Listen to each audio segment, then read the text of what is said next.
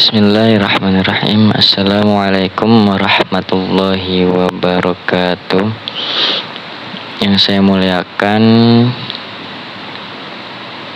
Bapak Muhammad Yahya selaku pengampu dosen Tarikh Al-Quran. Yang saya muliakan juga teman-teman semuanya dimanapun kalian berada. Baik, mungkin langsung saja pada kesempatan kali ini saya akan mencoba mereview atau membahas salah satu buku yang direkomendasikan oleh dosen pengampu saya, yaitu Bapak Yahya. Buku yang berjudul Rekonstruksi Al-Quran yang ditulis oleh Taufik Adnan Amal. Di dalam buku ini terdapat tiga bagian utama. Yang pertama itu adalah bagian mengenai asal-usul dan pewahyuan Al-Quran.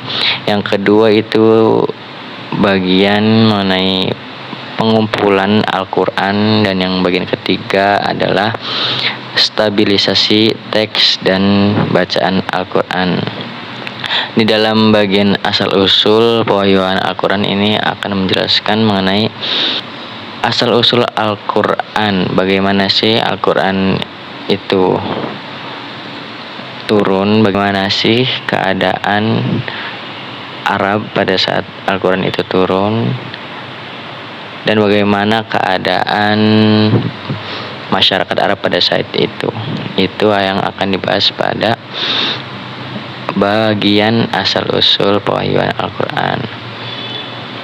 Nah, jadi pada kesempatan kali ini, pada video ini saya hanya akan menjelaskan atau mereview bagian yang pertama, yaitu asal-usul dan pewahyuan Al-Quran.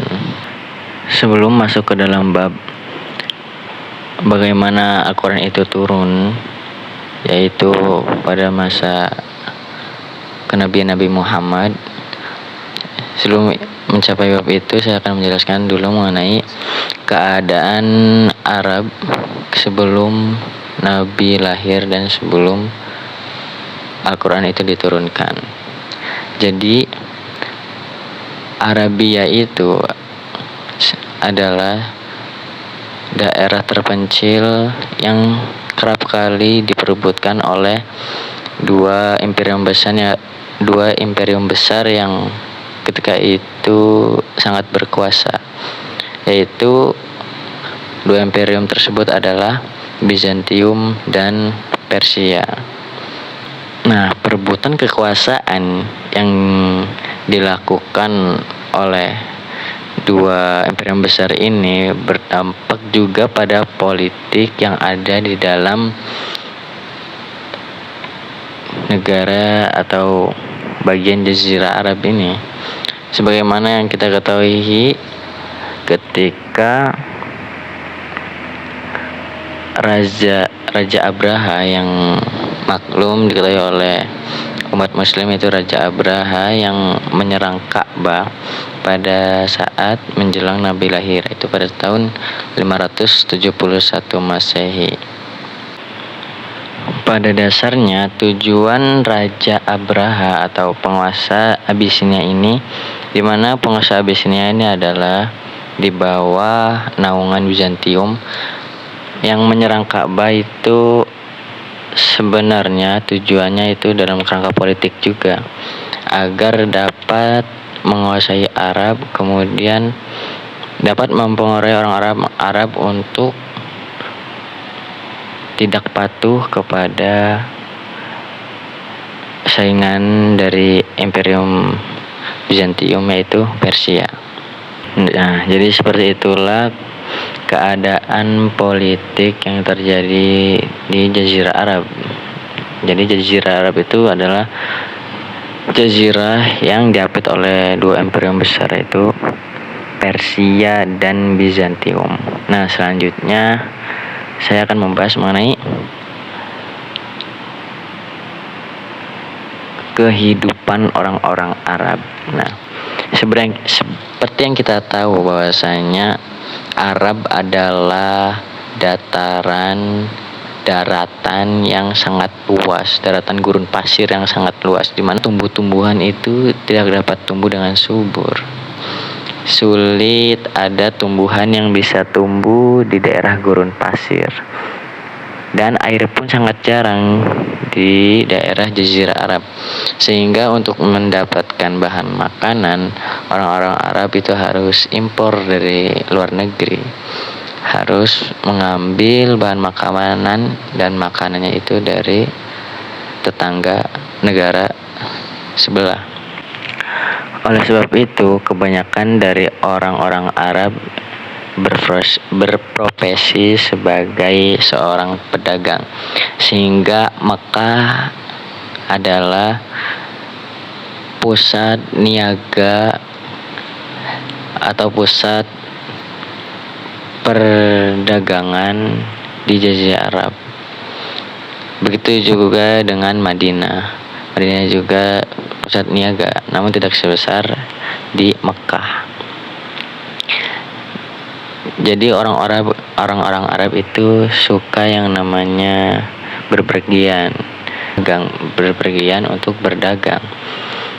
Sebagaimana yang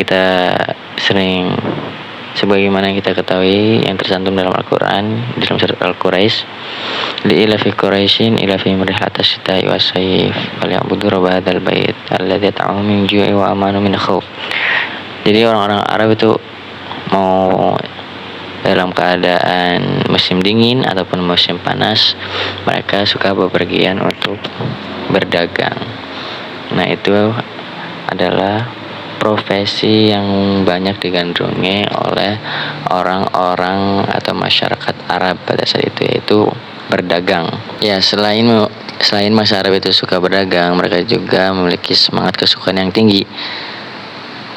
Bisa dilihat ketika Nabi Muhammad diutus menjadi Rasul. Nah, walaupun pamannya itu Abu Thalib tidak percaya atau tidak meyakini secara terang-terangan, secara eksplisit bahwa terhadap dakwahan Nabi atau terhadap agama yang dibawa Nabi, tetapi ia tetap mendukung apa yang menjadi semangat Nabi pada saat itu, yaitu agama Islam. Jadi walaupun Abu Thalib ini tidak meyakini agama Islam, tapi dia rela melindungi nyawa Nabi. Nah, kan inilah bukti dari semangat kesukuan atau kekeluargaan yang ada di dalam masyarakat Arab. Baik, selanjutnya adalah kehidupan Nabi. Nabi Muhammad lahir di Mekah kurang lebih pada tahun 571 Masehi di tengah keluarga Bani Hashim. Ayahnya yaitu Abdullah sudah meninggal ketika Nabi Muhammad masih dalam kandungan ibunya yaitu Siti Aminah. Ketika Nabi berusia 6 tahun, ibunya meninggal dunia. Kemudian Nabi diasuh oleh kakeknya yaitu Abdul Muthalib. Ketika Nabi berusia 8 tahun, kakeknya Abdul Muthalib itu menyusul kepergian ibunya. Kemudian Nabi pun diasuh oleh pamannya yaitu Abu Thalib.